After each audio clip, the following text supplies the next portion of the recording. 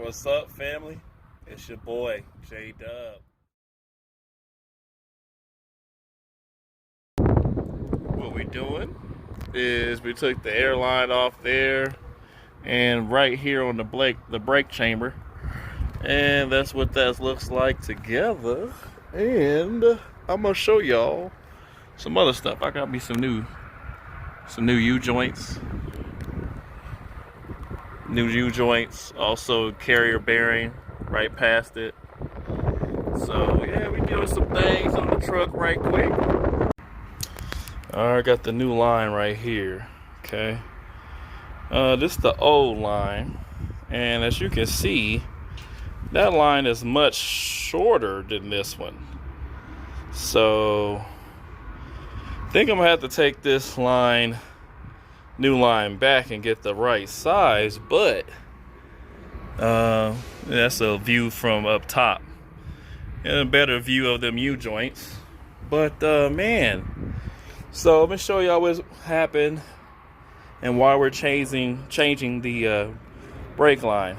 As you can see, let's say it's right there.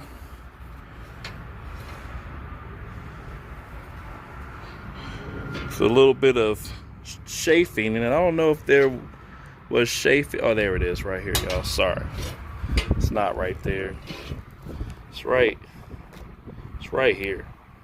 I don't know if y'all can see that, but as I come down a little bit, what was happening was the drive shaft was, let me try to get it to zone in. Okay, the drive shaft right here was hitting this airline, and it was causing it to rub right there. And it's because the U-joints was bad. So we put some new U-joints on it, and we got a new hose, like I said, but this hose is too long.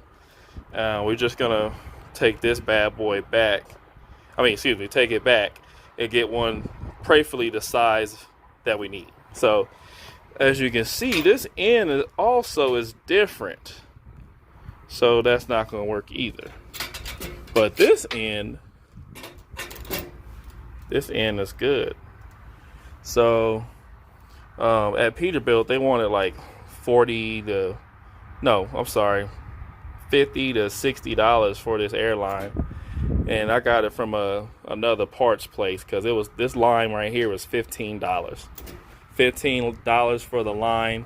The U-joints at Peterbilt was $140, but I got them at my mechanic shop that I go to instead, and they did the U-joint there, the U-joint up there, along with the carrier bearing for $246. So save yourself some money. Do some research, check around. Also, that's what we used to take off the airline right there. Just put it right here and just turn, man. So you can see. But other than that, I'm gonna do that and put this bad boy back on and call it a day. And then I'm gonna have to go fetch my glove because it flew underneath, man. Also, we're gonna be changing this right here, but I'm showing y'all the crack already. It's got a crack in that reservoir, man. We're gonna change that radiator reservoir, and we're gonna dump it in the bottom. Y'all know how we do, man. 17-gallon little storage bin right there. Get it done for you. So let's get started, y'all. All right, we got it drained, as y'all can see. Less mess, of course, you know what I'm saying? We're getting better with it.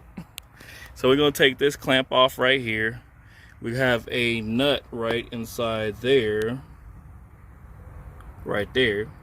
Then we got 3 across the top, which I'll show you as well. And then we already undid this. That's your sensor that lets you know that you have low coolant. Fast forward a little bit, I'm on top, as you can see. We got that and that. So two over there, one right here, clamp here, boom. and that's it. All right, y'all, so got both of these out already. Already got those off. That bottom one's off, and then I'm just have this one in right now, just holding it in while I got all that other stuff off. This is a 13, so is the rest of them up top, and that's really all you need besides some pliers, maybe a flathead, you know. That's really it. But this right here is the only thing holding it in right here. So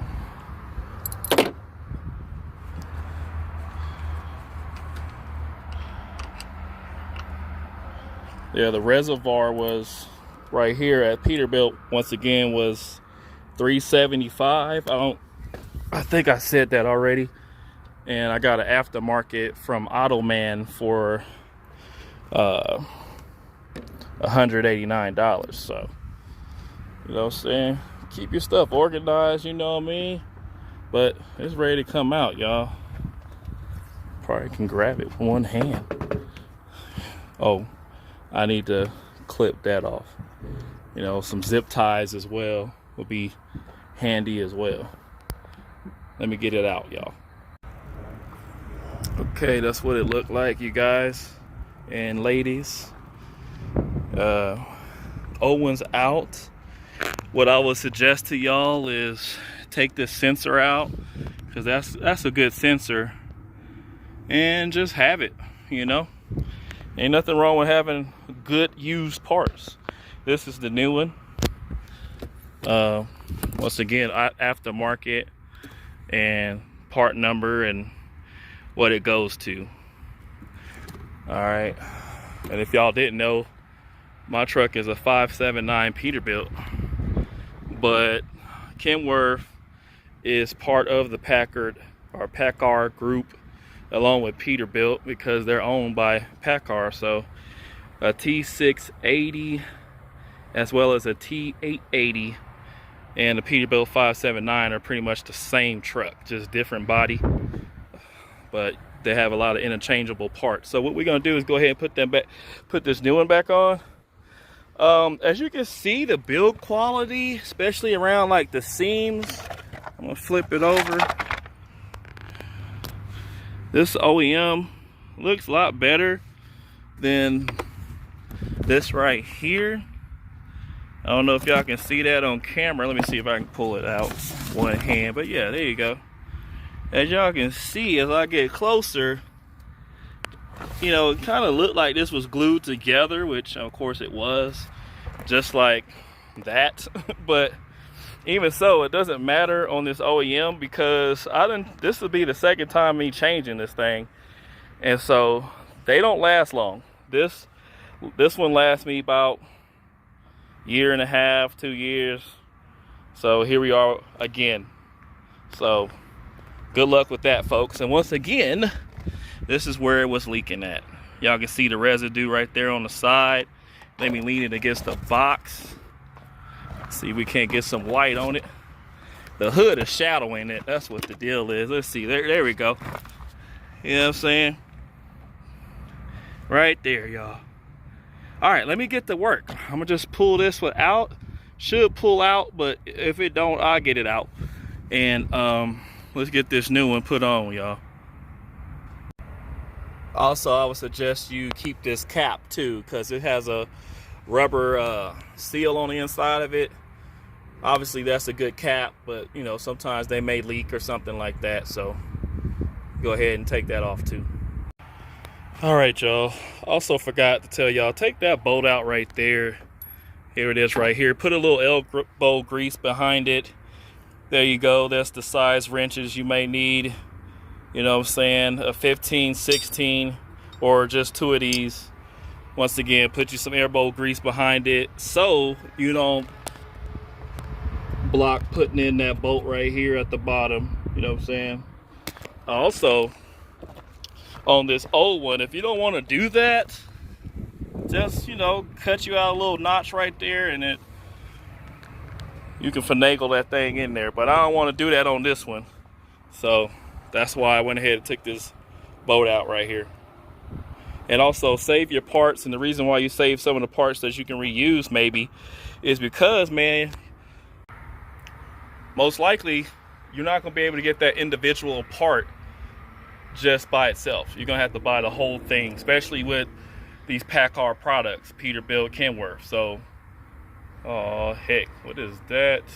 Don't fly in my truck, dog. Bro. Daggone bug. It's one of them stink bugs. Anyway, let's get back to it. All right, y'all. So we got the right brake line.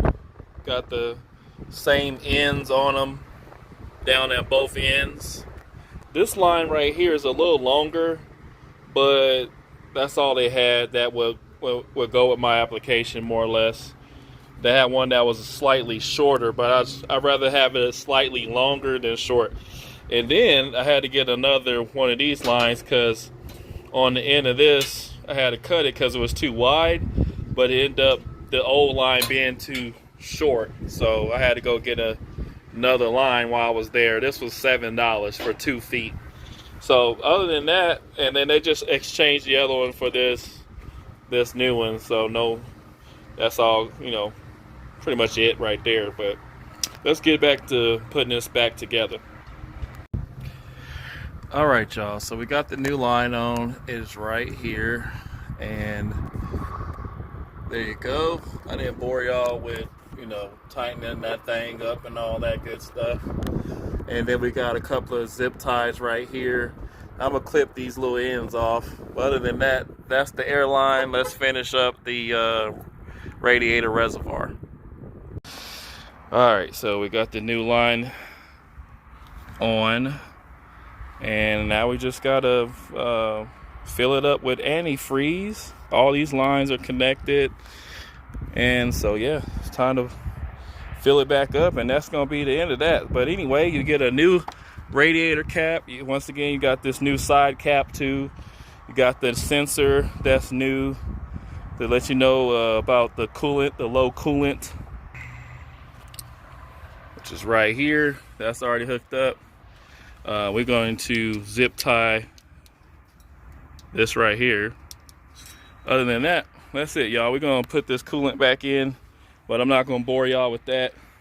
Hey, if you like what you saw, come back, holler at your boy. Y'all have a blessed day. God bless y'all. We out.